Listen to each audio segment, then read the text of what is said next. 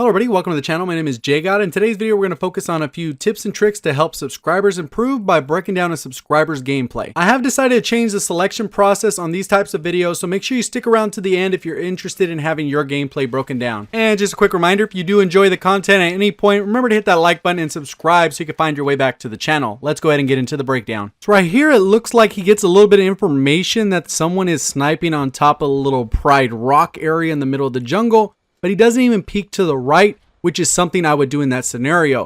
A lot of times you can pick that sniper off if they're a little too far off the ledge, and they probably would have seen this guy that they end up running into. And when he goes through this next sequence, you're going to go ahead and see him run into this guy. He ends up taking him out, and then he comes around the corner, takes out another guy that's kind of camping on this middle area. But if you look closely on the mini-map, you can see someone down below, a little bit lower level, getting into an engagement with his teammate, and he has the perfect vantage point to take that person out. So typically when you're faced with running through barbed wire or trying to help out your teammate, I would probably go that other route. It looks like the teammates were able to take care of him because he was kind of out in the middle in the open, but that's definitely a mini-map issue.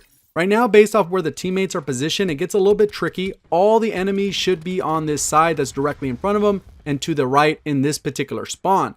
So as he comes around here, this is a perfect flank opportunity. He jump shots as he comes around the corner, and he's almost forced himself to commit to that next gunfight, which he luckily wins. Some point earlier in the game, he should have been picking up another weapon, because you can see right here, he's ran out of ammo, ends up having to pick up another weapon, which is not always a good scenario. So that's just more of something you're going to have to be aware of if you choose to not run Scavenger or choose Crash as your specialist. Another thing I also noticed is this player is running the care package. So what ends up happening is he has to wait for this care package to show up, leaving himself very vulnerable. The enemy team knows he has a care package. They could be running towards him. He ends up posting up with this sentry gun, and he just slows down his entire movement. Overall, it looks like the player is a pretty decent player. They even managed to call in that drone squad, but the biggest problem with the drone squad is there's a 0 in the lobby, so you're at risk of it getting hacked or easily destroyed, which you'll see happens rather easily in this next scenario where 0 throws their little disruptor, destroyed the whole entire drone squad without much effort. The next death coming up happens as a result of him running through the middle of the map. There ends up being 2 different areas he needs to look, and he can't actually focus. Obviously he got sniped rather quickly there,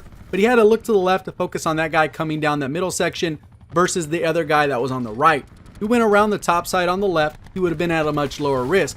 Using a specialist here, and look what ends up happening. He ends up getting taken out because he can't see all the different directions. So almost 100% of the time you want to avoid that middle section for that same reason. Someone could have been up on the rock, someone could be down low, someone could be to the left, the right, top, middle, and even behind you. So you definitely want to avoid that middle area at all costs on pretty much every map. This next death ends up being as a result of poor position. You can see he saw the guy right there. He ends up reloading, jumping back out before he can even aim down sight. So he already ends up at a huge disadvantage.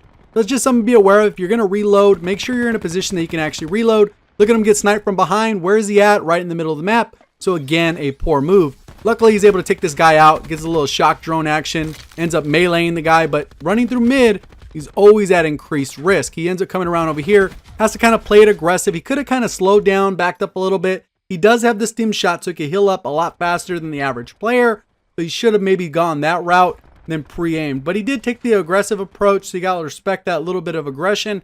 But at the end of the day, it's not always the smartest move. But that all went back to him running right through the middle of the map. If he would have stayed on the outside, he probably could have killed the guy who ended up getting in the engagement with him that killed him.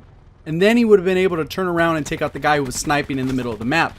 At least that's a potential outcome of that scenario. So in this next scenario, it's just a bad push. He knows the guy's on the head glitch, so ideally what you should have done is been pre-aiming as you came around the corner or did a jump shot pre-aim. But blindly running around the corner was probably one of the worst decisions you could have made in that scenario because odds are you are going to lose that gunfight. Another thing I see is they tend to reload right after their first gunfight. He still has 25 bullets in the magazine. He ends up putting himself at a little bit of a risk because he's coming out into the open while reloading, instead of making sure that he's fully reloaded if he wants to reload, then come around the corner, pre-aiming again, and it would be a little bit smarter approach. Or he could have actually pushed into the village, pre-aiming, ready to go, knowing that he has 25 bullets left, taking out that first guy, and then positioned himself in a way that he could have reloaded. I'm gonna be honest, I actually went to go look up this player's stats on CoD Tracker because I didn't really think that this player needed much help aside from the poor decision making, because the gun skill looks like it's there. It looks like they snap on the targets, they don't miss very many shots, they're able to line up multiple targets back to back. and win those gunfights. So I was very surprised to find out that this player's KD sat right around a 1, because I think that with the minor changes, they could easily have a 1.5 to 2.0. That pretty much covers the breakdown portion of the video. If you're interested in having your gameplay broken down, I'm gonna go ahead and discuss that. But a quick reminder, make sure you hit that like button. Let's get this video over 500 likes. And then if you're brand new to the channel and you like this type of content, make sure you subscribe with notifications on so you can find your way back. So step 1 to having your gameplay broken down is to follow me on Twitter. Step 2 is to make sure that you at least have a video uploaded to YouTube for me to review. This is a big one that a lot of people leave out. I got plenty of comments saying #review. I go to the channel and they have no videos for me to review. So then I gotta kind of skim through everyone. So that one's very important.